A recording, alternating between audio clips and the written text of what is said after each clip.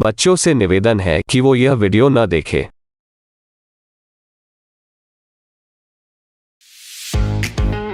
Hello guys and welcome to the new series of a day with a director. जिस series में हम सिर्फ और सिर्फ बेस्ट और टैलेंटेड डायरेक्टर्स की बेस्ट मूवीज को कवर करेंगे। और इस सीरीज की फर्स्ट एपिसोड में हम बात करेंगे इटली की most popular director Tinto Brass की 10 बेस्ट मूवीज की। तो जिन्हें टिंटो ब्रास के बारे में नहीं पता तो उन्हें मैं बताता चलूं कि ये अपने दौर के यानी कि 90s के सबसे पॉपुलर और क्रिटिसाइज डायरेक्टर थे, जिन्हें उनकी फिल्म की वजह से कामयाबी के साथ साथ काफी क्रिटिसाइज भी किया गया था। वजह ये थी कि टिंटो ब्रास ही वो पहले डायरेक्टर और राइटर थे जिन्होंने वाइफ शेयर और वाइफ स्वैप पर पहली मूवीज बनाई थी, जिसकी वजह से लोगों ने रियलिटी में अपनी वाइफ्स को स्वैप करना शुरू कर दिया था और वो बाकायदा अपनी स्वैपिंग की स्टोरी पब्लिकली और टिंटो ब्रास के साथ शेयर किया करते थे।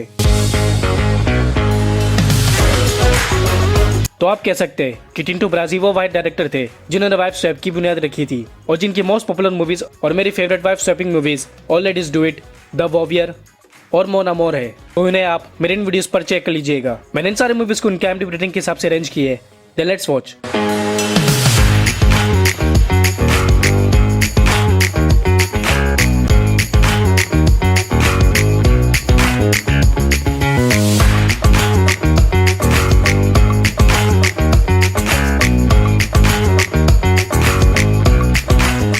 नंबर 10 पर कियो।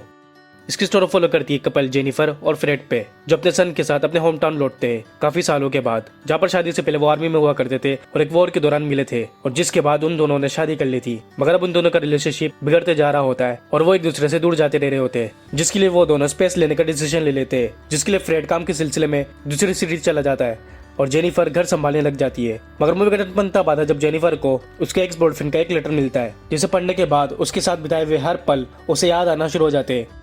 और दूसरी तरफ फ्रेड को दूसरे शहर में अपनी एक्स गर्लफ्रेंड मिल जाती है जो पहले से ज्यादा ब्यूटीफुल और एट्रैक्टिव हो जाती है, जिसे मिलने के बाद फ्रेड की ऑब्सेशन बढ़ जाती है और वो अपना डिजायर पूरा करने लग जाता है। और जेनिफर भी अपने एक्स बॉयफ्रेंड से मिलने की कोशिश करने लग जाती है क्योंकि जेनिफर का एक्स बॉयफ्रेंड उसके डिजायर को अच्छे से समझता है। इस मूवी की स्पेशलिटी की फैंटेसी, बोल्ड अफेयर्स और इसकी स्टोरी जो आपको नेटफ्लिक्स की पॉपुलर सीरीज वेब सीरीज की तरह लगेगी, जो कि मेरी भी फेवरेट सीरीज है, जिस वजह से मेरे हिसाब से इसे नंबर 3 की लिस्ट में होनी चाहिए थी।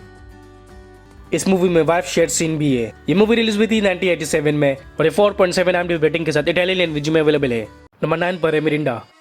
मूवी बेस्ट मूवी की मेन कैरेक्टर मिरिंडा पे, जो एक विडो होती है और जिसका हस्बैंड सेकेंड वर्ल्ड वॉर से मिसिंग होता है और अब वो अकेले सर्वाइव कर रही होती है। मगर कुछ सालों के बाद वो अपने होम टाउन वेनिस से दूर दूसरे शहर में अपना खुद का छोटा सा बिजनेस ओपन करने के लिए मूव कर लेती है और डिसाइड करती है कि वो भी अपने हस्बैंड के लौटने का इंतजार करेगी और कभी भी शादी नहीं करेगी। बट वो भी यंग होती है और एक फ्री माइंडेड वुमेन भी, तो वो अपने डिजायर को पूरा करने के लिए अलग अलग लोगों के साथ अफेयर शुरू कर देती है और एक लॉन्ग टर्म रिलेशनशिप में रहती है जिसमें उसके डिजायर भी पूरे हो रहे होते हैं और दूसरे काम भी। मगर उसके इस डिसीजन से आगे कितने प्रॉब्लम्स क्रिएट होते हैं और मूवी में आगे क्या क्या होता है ये तो आप इस मूवी को देखकर ही जानिए। इस मूवी की स्पेशलिटी इसकी लव ट्रायंगल, इरोटिक और इसकी वाइफ चीटिंग स्टोरी जो काफी यूनिक है। ये मूवी रिलीज हुई थी 1985 में और ये 4.9 IMDb रेटिंग के साथ इंग्लिश में अवेलेबल है। नंबर 8 पर आती है प्राइवेट।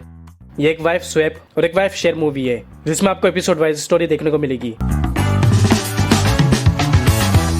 जैसे कि एक कपल जो अपनी 7 इयर्स मैरिज एनिवर्सरी के लिए कैसाब्लांका के होटल पे रुके हुए होते हैं और 7 सालों के बाद भी उनका रिलेशनशिप काफी अच्छा होता है, बट कहीं भी बिगड़ न जाए जिसके डर में उसका हस्बैंड अपनी वाइफ को हर चीज की छूट देता है और हर बार कुछ अलग ट्राई करने की कोशिश करता है, जैसे कि उस होटल के एक सर्वेंट के साथ शेयर करने के लिए अपनी वाइफ को कन्विंस करता है।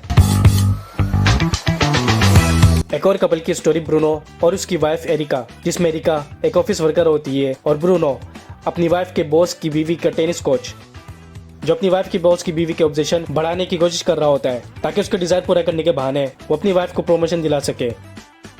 और दूसरी तरफ ब्रूनो की वाइफ एरिका जो अपने बॉस के डिजायर को पूरा करके अपने हस्बैंड को अच्छी पोजीशन की जॉब दिलाने की कोशिश कर रही होती है और इसी तरह वो हस्बैंड और वाइफ छुप छुप कर एक दूसरे को प्रमोट कराने के लिए एक दूसरे को चीट कर रहे होते हैं। इस मूवी में आपको इसी तरह के अफेयर्स और वाइफ स्वैप स्टोरी देखने को मिलेगी, तो बाकी की स्टोरी आप इसे देखकर ही जानिए। इस मूवी की स्पेशलिटी की फैंटेसी, कॉमेडी और इसकी स्टोरी जो आपको बोर नहीं करेगी, जिस वजह से मेरे हिसाब से इसे नंबर 1 की लिस्ट में होनी चाहिए थी। ये मूवी रिलीज हुई थी 2003 में, इंग्लिश में अवेलेबल है, IMDb रेटिंग मिलती है 4.9। Number 7 black angel. मार्च 1947 एक मिनिस्ट्री ऑफिसर जो शादी कर लेता है एक यंग और एट्रैक्टिव वुमेन लिविया से, जिसमें ओल्ड एज की वजह से वो लिविया को सेटिस्फाई नहीं कर पा रहा होता है। मगर एज अ मिनिस्ट्री ऑफिसर उसका हस्बैंड काफी पावरफुल होता है जिसकी वजह से लिविया कुछ नहीं कर सकती। बट मूवी का टर्न बनता है जब लिविया एक दिन एक ऑफिसर हेलमेट से मिलती है जो एक यंग ऑफिसर होता है और जिस पर लीव या हेलमेट और हेलमेट लीव या पर अट्रैक्ट हो जाते हैं और दोनों ही अपने पोजीशन में अफेयर शुरू कर देते हैं और छुप छुप कर मिलने लग जाते हैं। मगर क्या होता है जब ये बात लीविया के हस्बैंड को पता चलती है और उनका ये अफेयर उन्हें कितनी बड़ी मुसीबत में डाल देता है। ये जानने के लिए आपको देखनी पड़ेगी मूवी। इस मूवी की स्पेशलिटी की फैंटेसी, लव ट्रायंगल, अफेयर और इसकी स्टोरी जो मैथ पेरोने की पॉपुलर सीरीज डार्क डिजायर की तरह है, तो इसलिए आप इसे जरूर देखिएगा। ये मूवी रिलीज हुई थी 2002 में और 10 में से 5 IMDb रेटिंग के साथ इटालियन लैंग्वेज में अवेलेबल है। नंबर 6 पर है फेवलस लोला। इसकी स्टोरी बेस्ड है मैसितो और लोला पे, जो काफी जल्द शादी करने वाले होते हैं। मैसितो एक सिंपल और ऑनेस्ट लवर होता है, मगर लोला एक फ्री माइंडेड गर्ल होती है। लोला शादी के लिए काफी ज्यादा एक्साइटेड होती है, मगर सबसे ज्यादा के लिए। बट मैसितो ये सब शादी के बाद करने का डिसीजन लेता है और दूसरी तरफ लोला सब्र नहीं कर पा रही होती है। कुछ फिमिलर लग रहा है, तो भी लोला कैसे भी करके मैसितो को जल्द से जल्द शादी करने के लिए और के लिए कन्विंस करने की कोशिश कर रही होती है। और मैसितो अपने डिजायर को कंट्रोल करने की और शादी से पहले सेटल होने की कोशिश कर रहा होता है। अब इन दोनों में से कौन जीतता है ये तो आप इस मूवी को देखकर ही जानिए। इस मूवी की speciality comedy, drama, bold and romance. Movie में आपको चीटिंग स्टोरी भी देखने को मिल जाएगी। ये मूवी रिलीज हुई थी 1998 में। ये इंग्लिश में अवेलेबल है और IMDb रेटिंग मिलती है 5.1। नंबर 5 पर है पीओ बॉक्स टिंटो ब्रास।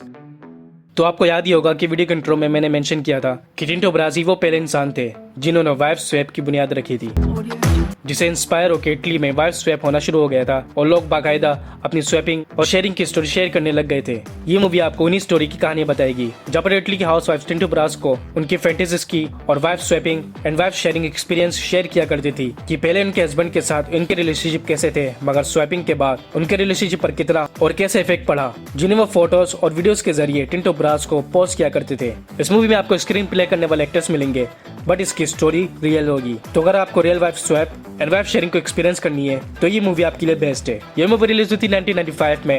ये इंग्लिश में अवेलेबल है और IMDb रेटिंग मिलती है 5.1। नंबर 4 पर आती है सेलून किटी। मूवी की स्टोरी शुरू होती है वर्ल्ड वॉर 2 से, जहां पर हिटलर ऑलमोस्ट पूरी दुनिया पर रूल कर रहा होता है और नाजी आर्मी वॉर के बाद एक ब्रोथल में ड्रिंक्स के लिए और रिलैक्सिंग के लिए जाते हैं। और वही मूवी की मेन कैरेक्टर किटी जो उस ब्रोथल की ओनर होती है, मगर वो हर रिलैक्सिंग रूम में एक रिकॉर्डिंग डिवाइस इंस्टॉल कर देती है जिसका मकसद और इन्फॉर्मेशन के जरिए हिटलर को ब्लैकमेल किया जा सके और अपनी एक अलग एम्पायर बना सके। इस मूवी में आपको काफ़ी ड्रामा, सर्वाइवल, इमोशनल और डिस्टर्बिंग सीन देखने को मिलेगी, तो इसे आप अपने रिस्क में और एज अ मूवी समझ कर ही देखिएगा। ये मूवी रिलीज हुई थी 1976 में और 5.4 IMDb रेटिंग के साथ इंग्लिश में अवेलेबल है। नंबर 3 चिकी।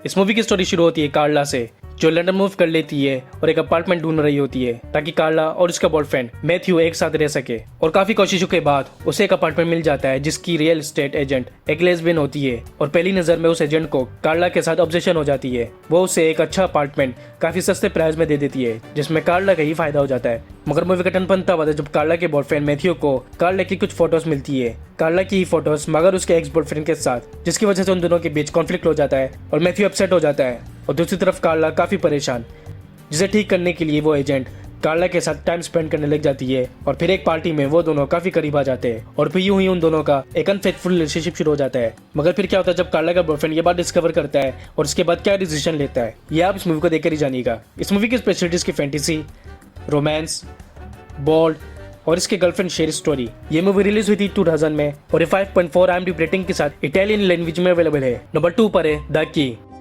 मूवी बेस्ड एक आर्ट प्रोफेसर नैनो रोफले और उसकी वाइफ टेरिसा पे, जिनकी शादी को 20 साल गुजर चुके होते हैं और इन दोनों की डॉटर की भी काफी जल्द शादी होने वाली होती है फ्रैंक से। मगर 20 सालों के बाद काफी कुछ बदल जाता है जिसमें नैनो काफी ओल्ड हो चुका होता है, बट उसकी वाइफ अभी भी यंग और ब्यूटीफुल होती है और एज एन ओल्ड एज अपनी वाइफ की मॉडेस्टी को बढ़ा नहीं पा रहा होता है, जिसका इफेक्ट उनके सेक्सुअल लाइफ में पड़ रहा होता है। बट मूवी का टर्न बनता आता है जब नैनो डिस्कवर करता है कि उसकी वाइफ टेरिसा अपनी डॉटर के फियांसे यानी कि अपने सन इन लॉ पर काफी ज्यादा अट्रैक्ट होती है। तो फिर नैनो अपनी वाइफ की मॉडेस्टी को बढ़ाने के लिए जानबूझकर अपनी वाइफ का अफेयर अपने सन इन लॉ के साथ शुरू करवा देता है, लाइक अपनी वाइफ को शेयर करने लग जाता है और फिर जहाँ से एक अफेयर स्टोरी शुरू हो जाती है। इस मूवी की स्पेशलिटी है इसकी love triangle, affairs, bold and फेटिसी सीन, जो काफी ज्यादा यूनिक है, जिस वजह से मेरे हिसाब से इसे नंबर 2 की लिस्ट में ही होनी चाहिए थी। ये मूवी रिलीज हुई थी 1983 में। ये इंग्लिश में अवेलेबल है और इसे IMDb रेटिंग मिलती है 5.4। नंबर 1 पर आती है पेपरिका।